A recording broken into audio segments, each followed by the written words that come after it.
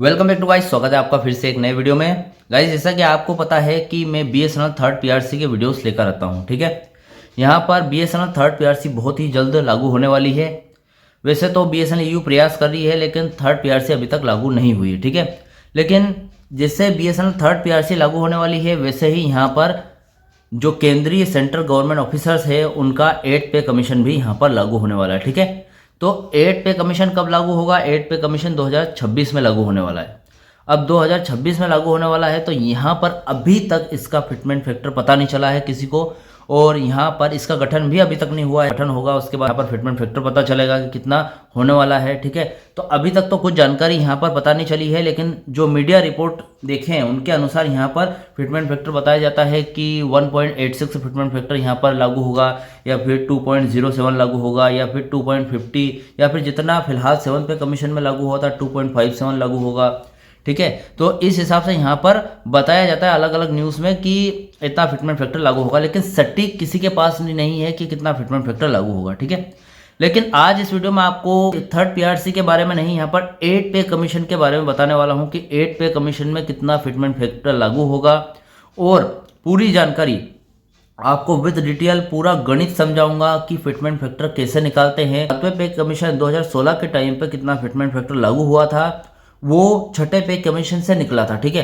तो अब जब 8 पीआरसी यहाँ पर आने वाली है, 8 सीपीसी यहाँ पर लागू होने वाली है, तो उसका फिटमेंट फैक्टर भी यहीं से निकलेगा, न कि आप जो भी अफवाह में देख रहे हैं इनके हिसाब से, ठीक है। तो चलिए पूरी जानकारी विथ डिटेल बताने वाला हूँ। वैसे तो मैंने पूरा कैलकुलेट करके रखा है, यहाँ पर पूरा गणित यहाँ पर बना के रखा है, लेकिन यहाँ पर आप डायरेक्ट देखोगे तो आपको कुछ समझ में नहीं आएगा, क्योंकि भैया आप बोलोगे कि यार क्या 8 पे कमीशन निकालने के लिए इतना गणित समझना पड़ेगा। तो हाँ गाइस, मैं आपको बता दूं कि आपको ये गणित समझना बहुत ज़रूरी है, क्योंकि वीडियो को पूरा देखना पड़ेगा आपको, क्योंकि आपको ये पता चलना चाहिए कि 8 पे कमीशन का जो फिटमेंट फैक्टर क्या रहने वाला है, ठीक है। तो चलिए सबसे पहले हम 2016 के टाइम पे 6 पे कमीशन जब चल रहा था और 7th पे कमीशन जब लागू नहीं हुआ था, उसके पहले 6 पे कमीशन में क्या सैलरी थी, क्या यहाँ पर डीए होने वाला है, सारी चीज़ें समझेंगे, फिर आगे बढ़ेंगे, ठीक है। फिर धीरे धीरे 7 पे कमीशन का निकालूंगा, उसके बाद 8 पे कमीशन का, क्योंकि अगर इतना गणित नहीं समझेंगे आप तो डायरेक्ट इसका नहीं समझ पाएंगे, ठीक है। तो देखिए, अगर चैनल पर नए हो तो सब्सक्राइब कर लेना। मेरा नाम है सुनील विश्वकर्मा। जानकारी यूजफुल लगे तो एक लाइक करके जरूर जाना, ठीक है। तो फिलहाल 8 पे कमीशन का हमें फिटमेंट फैक्टर निकालना है, उसके हिसाब से आपकी सैलरी कितनी रहेगी वो भी मैं बताऊंगा यहाँ पर, ठीक है।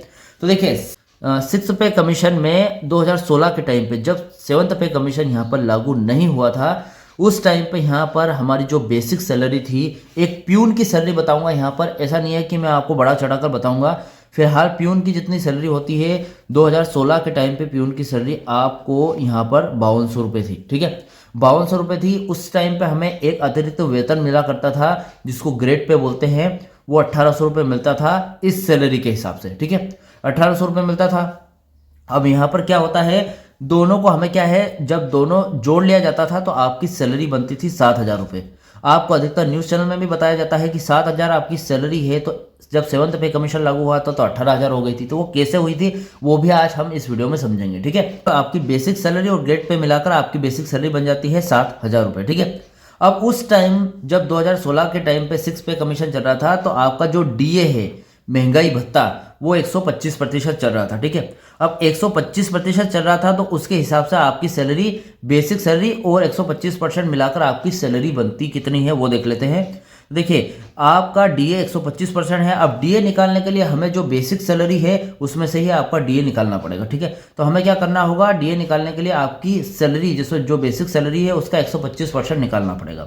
अब बेसिक सैलरी का 100% कितना होता है, 7000 का 100% 7000 हो गया, ठीक है। अब 7000 का 125% 8750 रुपये बन गया है हमारा, ठीक है। अब यहाँ पर देखिए, मतलब 7000 का 125% हमने डीए निकाला तो 8750 रुपये बना, ठीक है। अब हमें यहाँ पर क्या है, 7000 और 8750 को जोड़ना है, टोटल करके हमारा कितना आया, 15750 रुपये आपको 7th पे कमीशन लागू होने से पहले मिल रहे थे। कितने मिल रहे थे सैलरी, 15750। इसमें डीए जो आपका महंगाई भत्ता है, डीए अलाउंसेस है, ये हमने यहाँ पर ऐड कर दिया है, तो 15750 रुपये बन रही है। तो चलिए इसके अलावा भी बहुत सारे भत्ते वगैरह मिलते हैं आपको। सारे भत्ते वगैरह अगर ऐड करते हैं हम तो समथिंग आपकी सैलरी 20000 के करीब पहुंच जाएगी। लेकिन अभी हमने यहाँ पर क्या किया है, सिर्फ आपकी बेसिक सैलरी और डीए को ऐड किया है, तो आपकी सैलरी कितनी बन जाती है, 15750 रुपये, ठीक है। अब यहाँ तक आपको गणित समझ में आ गया, ठीक है, अब आगे समझते हैं। ठीक है, अब हमें 7th पे कमीशन में आपको पता होगा कि 7th पे कमीशन जब लागू हुआ था तो वो 2.57 फिटमेंट फैक्टर पर लागू हुआ था। उसके हिसाब से आपकी सैलरी 18,000 रुपये यहाँ पर बनती है। ठीक है, अब हमें निकालना है 2.57 कैसे आया, क्योंकि भैया हमने तो न्यूज़ और रिपोर्ट में देखा यहाँ पर 7th पे कमीशन उसमें 2.57 फिटमेंट फैक्टर निकल कर आया था। 2.57 सरकार ने लागू किया और 18,000 सैलरी बन गई। लेकिन ये आया कैसे, इसको पहले समझना जरूरी है। अगर ये हमने समझ लिया तो 8 पे कमीशन का जो फिटमेंट फैक्टर है वो भी हम समझ जाएंगे। ठीक है, तो हमें क्या करना है, ये जो 2.57 है ये डीए और आपका जो ये है बेसिक सैलरी, इसके बल पर यहाँ पर ये निकलेगा। ठीक है, इसके आधार पर हम निकालेंगे। तो हमें एक फॉर्मूला लगाना होगा, जैसे कि ये वाला फॉर्मूला, ये वाला पूरा फॉर्मूला लगेगा। उसके बल पर ही हम यहाँ पर पता लगा पाएंगे कि आपका 2.57 फिटमेंट फैक्टर 7th पे कमीशन में कैसे निकल कर आया। ठीक है, अभी भैया 7th पे कमीशन लागू नहीं हुआ है, क्योंकि 2016 से पहले की बात है। ये 15,750 की जो सैलरी आपका 7th पे कमीशन लागू नहीं हुआ उसके पहले की सैलरी। ठीक है, अब यहाँ पर एक फॉर्मूला लगाते हैं। ये आपकी बेसिक सैलरी है। ठीक है, अब यहाँ पर ये मान लीजिए कि आपकी बेसिक सैलरी फॉर्मूले के हिसाब से आपकी बेसिक सैलरी को 1 मान लीजिए। ठीक है, बेसिक सैलरी को आपको 1 मान लिया है। अब प्लस आपका डी 125% है। ठीक है, डी 125% है। ये किस में निकाला अपन ने, 125% 8,750, बेसिक सैलरी का 125% 8,750 रुपये होता है। ठीक है, तो यहाँ पर हमने 8,750 जो आपका डीए था वो इसमें से निकाला है। तो हमें क्या करना है, 125%, एक का 125% कितना होता है, 1.25। ठीक है, क्योंकि हमने यहाँ पर 125% बेसिक सैलरी का किया था तो इसको हमने 1 मान लिया। अब 1 का 125% कितना होता है, 1.25। ठीक है, अब हमें आगे क्या करना है, ये जो 1.25 है इसको 1 में ऐड कर देना है। ठीक है, 1 + 1.25 इज इक्वल टू 2.25। तो हमारा जो फिटमेंट फैक्टर है वो कितना निकल कर आया, 2.25। ठीक है, अब यहां तक आपको जानकारी समझ में आ रही है। इस फॉर्मूले में हमने क्या किया, बेसिक सैलरी का 125% है, बेसिक सैलरी को 1 माना था, उसको यहाँ पर 125%, 1 का 125% निकाला, 1.25 आया। अब यहाँ पर 1 और जो हमारी बेसिक सैलरी है और डीए है दोनों को ऐड कर दिया, 1 + 1.25, तो हमारा फिटमेंट फैक्टर है 2.25 निकल कर आया। तो ये फिटमेंट फैक्टर है भैया। ठीक है, ये फिटमेंट फैक्टर है 2.25 निकल कर आया। अब भैया हमें देखना है 7th पे कमीशन में तो 2.57 फिटमेंट फैक्टर लागू किया था, तो यहाँ पर तो फिलहाल 2.25 आ रहा है। तो इसको यहाँ पर हमें 2.57 निकाल कर लेकर आना है। ठीक है, हमें 2.57 आना चाहिए, तभी हमारी 7th पे कमीशन लागू होती है। ठीक है, लेकिन यहाँ पर 2.25 आ रहा है। ठीक है, अब हमें क्या करना है, देखिए यहाँ पर ये जो डीए है ये ऑलरेडी 125% चल रहा था आपका 2016 में, जब 6 पे कमीशन चल रहा था। ठीक है, 7,000 बेसिक सैलरी के साथ आपका डीए 125% चल रहा था। ठीक है, लेकिन क्या करती है, जब नया पे कमीशन लागू होता है तो सरकार भी यहाँ पर क्या करती है, सरकार भी अपनी तरफ से यहाँ पर कुछ % ऐड करती है, आपके डीए में कुछ % ऐड करेगी। ठीक है, तो सरकार ने 2016 के टाइम पे 6 पे कमीशन में 7 पे कमीशन यहाँ पर लागू करने से पहले 14.3% जो डीए है वो अपनी तरफ से दिया था। ठीक है, मतलब जो डीए है आपका डीए मिल रहा था 125%, उसमें 14.3% ऐड अपनी तरफ से किए थे, सरकार की तरफ से ऐड हुए थे। तो यहाँ पर अगर देखें तो अब 2.25 का 14.3% हम निकाल सकते हैं।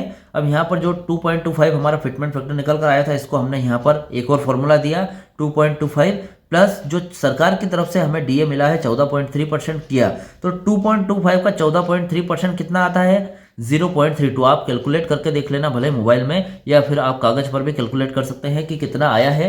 अब देखें यहाँ पर 2.25 का 14.3% 0.32 बनता है। ठीक है, अब इसके बाद यहाँ पर जो 0.32 है इसको 2.25 में यहाँ पर ऐड कर देंगे तो कितना हो जाएगा, 2.57। आप कैलकुलेट करके देख लेना भैया, 2.57 निकल कर आया है। मतलब जो 7 सीपीसी में सरकार ने 2.57 फिटमेंट फैक्टर दिया था वो कहां से निकल कर आया भैया, एक बार मुझे जरा बताइए। वो निकल कर आया 6 पे कमीशन के कैलकुलेशन से। ठीक है, अब यहां पर 2.57 अगर 6 पे कमीशन के कैलकुलेशन से निकल कर आया है तो 8 पे कमीशन का फिटमेंट फैक्टर 7 पे कमीशन से ही निकल कर आएगा। बताइए भैया, आएगा कि नहीं।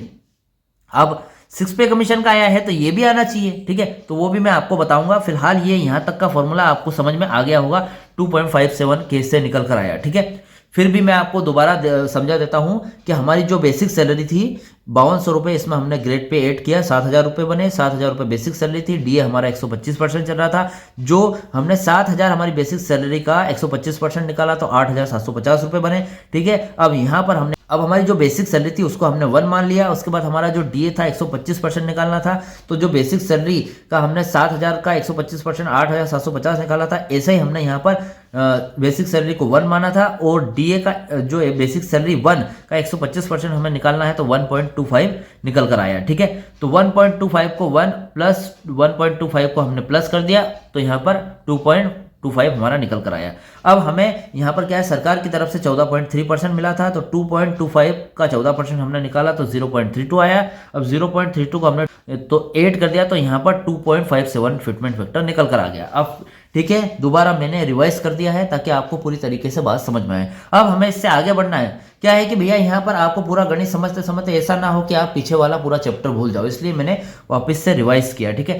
2.25 किसको पूरी तरीके से समझ में नहीं आया है मुझे कमेंट बॉक्स में जरूर बताना, ठीक है। आप यहाँ पर बहुत सारे 8 पे कमीशन से रिलेटेड जितने भी अधिकारी है वो भी इस वीडियो को देख रहे होंगे, और जो नए हैं आम नागरिक है या स्टूडेंट है वो भी इस वीडियो को देख रहे हैं। तो किन लोगों को ये 2.57 कैसे निकल कर आया ये समझ में नहीं आया, मुझे कमेंट बॉक्स में जरूर बताना, ठीक है। अब आगे बढ़ते हैं हम। अब हमारा 2.57 फिटमेंट फैक्टर तो निकल कर आ गया, लेकिन उसकी सैलरी कैसे तय करें वो जान लेते हैं, ठीक है। यहाँ पर कोई भी पे कमीशन जब लागू होता है तो जो आपका डीए है वो इज इक्वल टू 0 हो जाता है, ठीक है। अब फिलहाल देखो कि यहाँ पर 6 पे कमीशन के टाइम पे आपकी बेसिक सैलरी 7000 थी, आपकी सैलरी और ग्रेड पे मिलाकर बेसिक सैलरी 7000 बनी थी, और डी 125% चला था। तो जो ये 125% डीए था, मतलब आज 8750 रुपये ये हमने 0 कर दिया है, ठीक है। अब आपकी बेसिक सैलरी कितनी बच जाती है, 7000 रुपये। तो आपका जो मूल वेतन है उसी के हिसाब से आपकी यहाँ पर नया मूल वेतन लागू होता है, जो आपकी 7 पे कमीशन लागू हुआ 2.57 फिटमेंट फैक्टर के हिसाब से, ठीक है। अब आपका जो बेसिक सैलरी 7000 रुपये, अब जो हमारा फिटमेंट फैक्टर 2.57 निकल कर आया था उसको हमने इंटू कर दिया आपकी बेसिक सैलरी से, ठीक है, मतलब गुणा कर दिया, ठीक है। 7000 इंटू 2.57, तो आपकी बेसिक सैलरी नया मूल वेतन क्या निकल कर आया, 18000 रुपये। अब यहाँ पर नया मूल वेतन 18000 रुपये निकल कर आ गया, ठीक है। अब यहाँ पर 27000 रुपये कैसे बन रहे हैं, क्या निकल कर आया है ये देख लेते हैं। देखिए ये आपका नया मूल वेतन है, ठीक है। अब यहाँ पर कोई डी वगैरह नहीं है। जब जैसे आप ये मान के चलिए कि 2016 की लास्ट डेट को आपकी सैलरी 15750 थी, आपका 125% डीए मिलाकर, लेकिन उसके बाद अगले ही दिन 1 जनवरी को 2.57 फिटमेंट फैक्टर के साथ 7 सीपीसी लागू हो जाती है 2016 में। अब हमने यहाँ पर क्या है, आपकी सैलरी अगले ही दिन, पहले 15750 थी डीए मिलाकर, लेकिन डीए 0 करने के बाद आपकी सैलरी 18000 रुपये बन जाती है, ठीक है। अब यहाँ पर देखिए आपका डीए 0 है, अब एक ही दिन हुआ है आपकी सैलरी को, मतलब 2016 की बात है, 7 पे कमीशन लागू हो गया, लेकिन डीए 0 है, ठीक है। तो आपके 18000 सैलरी है डीए 0 होने पर, लेकिन आपका डीए कब बढ़ेगा, जब यहाँ पर 1 2 3 4 मतलब 5-6 साल जब होंगे, तब आपका डीए धीरे धीरे बढ़कर 50% तक जब हो जाएगा, तब आपका डीए अगर मिलाएंगे हम आपकी बेसिक सैलरी में, जो कि आपकी सैलरी फिलहाल 18000 रुपये है, इसमें आप डीए 5-6 साल बाद मिलाएंगे तो आपकी सैलरी एटलीस्ट हो जाएगी 25000 से लेकर 27000 रुपये, ठीक है। सारे अलाउंसेस वगैरह आप मिला दिया जाए तो समथिंग 30000 के समथिंग आपकी सैलरी बनती है, ठीक है, जिसमें अलाउंसेस वगैरह सारे ऐड हो जाते हैं, ठीक है। तो ये 27000 ऐसे निकल कर आया कि आपके अलाउंसेस वगैरह 18000 की सैलरी में अभी ऐड नहीं किए गए हैं, जब ऐड हो जाएंगे तो 27000 रुपये हो जाएंगे, ठीक है। यहाँ तक की बात आपको समझ में आ गई पूरी। अब आगे चलते हैं। फिलहाल समझ में जो नहीं आता है आपको, इतना समझाने के बाद भी, वो आप मुझे कमेंट बॉक्स में पूछ सकते हैं, मैं फिर से उसको समझाने की कोशिश करूंगा वीडियो के माध्यम से, ठीक है। तो फिलहाल अगर हम देखें कि आपको 6 पे कमीशन में 2016 में जो सैलरी मिल रही थी डीए मिलाकर 15750, वो 7th पे कमीशन लागू होने के बाद कितनी बढ़ी, आपको बता दूंगा इसकी 7th पे कमीशन लागू होने के बाद आपकी सैलरी 2250 रुपये बढ़ी हुई है, ठीक है। अब आप बोलोगे कि भैया हमारी बेसिक सैलरी तो 7000 रुपये थी, और 7000 से 18000 बढ़ गए, मतलब 2.5 गुना बढ़ गई हमारी सैलरी। तो भैया आपको बता दूं मेरे भैया, यहाँ पर आपकी जो सैलरी है वो डीए मिलाकर 15750 तो ऑलरेडी थी आपकी, लेकिन हमने यहाँ पर डीए 0 कर दिया है, तो आपकी सैलरी जो थी वो 2250 रुपये बढ़ी है खाली, ठीक। अब वो अलग बात है कि 5-7 साल में आपका डीए कितना परसेंट बढ़ता है उसके हिसाब से आपकी सैलरी बढ़ जाएगी, लेकिन फिलहाल तो जीरो है ना, जीरो है, इसका मतलब आपकी सैलरी 2250 रुपये बढ़ी है अभी, ठीक है। अब हम आगे चलते हैं। फिलहाल 7th पे कमीशन का हमने निकाल दिया है कि आपकी सैलरी 7th पे कमीशन में 18,000 रुपये हो गई है, 6th पे कमीशन में 7,000 रुपये थी। अब हमें यह जानना है कि 8th पे कमीशन का फिटमेंट फैक्टर क्या रहने वाला है और 8th पे कमीशन की सैलरी क्या रहने वाली है, ठीक है। आपका 8वां पे कमीशन 2026 में लागू होने वाला है, मतलब 2016 के बाद 10 साल बाद लागू होने वाला है, ठीक है।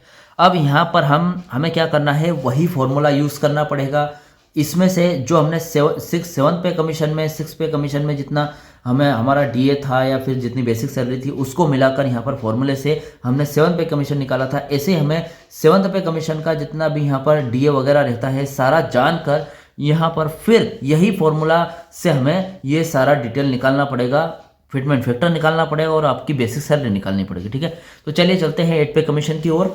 अब देखिए गाइस, यहाँ पर क्या है, 2025 चल रहा है। फिलहाल आपका जो क्या चल रहा है, आप फिटमेंट फैक्टर निकालने के लिए डीए जानना होगा कि आपका डीए कितना चल रहा है यहाँ पर, ठीक है। आपका डीए फिलहाल 7th पे कमीशन चल रहा है और 2025 चल रहा है, तो डीए है आपका 55% चल रहा है। आप गूगल से पूछ लेना, मैंने वैसे गूगल से पूछ कर ये जानकारी निकाली है कि आपका डीए कितना चल रहा है। तो भैया आपका डीए यहाँ पर 55% चल रहा है फिलहाल के टाइम पे। अब जब ये वीडियो मैं बना रहा हूँ, यहाँ आज 4 तारीख हो चुकी है, ये वीडियो मैं अपलोड शायद कल कर दूंगा, तो मतलब 5 तारीख के दिन भी ये जो फिर आपका डीए है 55 या फिर 56% बताएगा आपको, ठीक है, गूगल पर।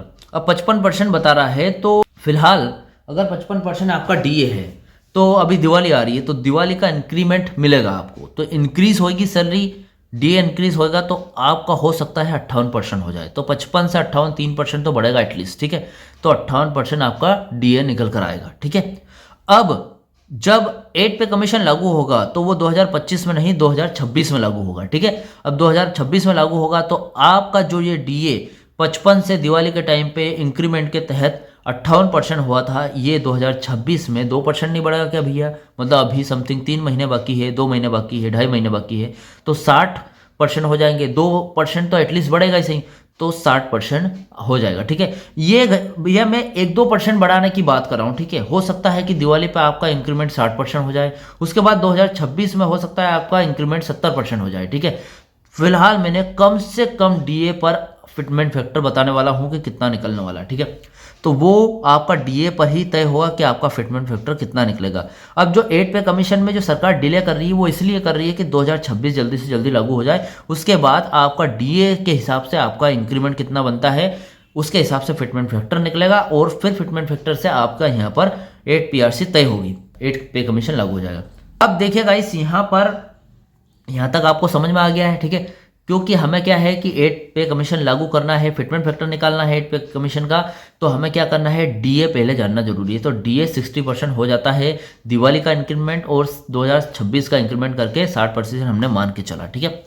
अब हमें वही फॉर्मूला यहाँ पर निकालना है, ठीक है। अभी यहाँ पर मेरे पास जगह कम थी तो फॉर्मूला थोड़ा सा एडजस्ट करके लिखना पड़ा है मुझे, लेकिन कभी और फिर से मैं, अगर आपको कोई डाउट क्वेश्चन वगैरह निकल कर आया तो मैं फिर से इसका वीडियो बनाऊंगा, ताकि आपको पूरी तरीके से डिटेल में बड़े पेज पर या फिर बोर्ड पर समझाने की कोशिश करूंगा, ठीक है। फिलहाल इसी में समझिए। यहाँ पर फिर से हमने क्या 6 पे कमीशन में जब 7 पे कमीशन निकाला था तो हमने बेसिक सैलरी को 1 मान लिया था, ठीक है। यहाँ पर बेसिक सैलरी 7 पे कमीशन में कितनी है, 18,000 रुपये। तो इसमें जब 8 पे कमीशन लागू होगा तो भैया आपका ये जो 27,000 ये नहीं चलेगा, आपकी बेसिक सैलरी ही चलेगी, क्योंकि आपका जो डीए है वो 8 पे कमीशन में वो भी 0 हो जाएगा, ठीक है।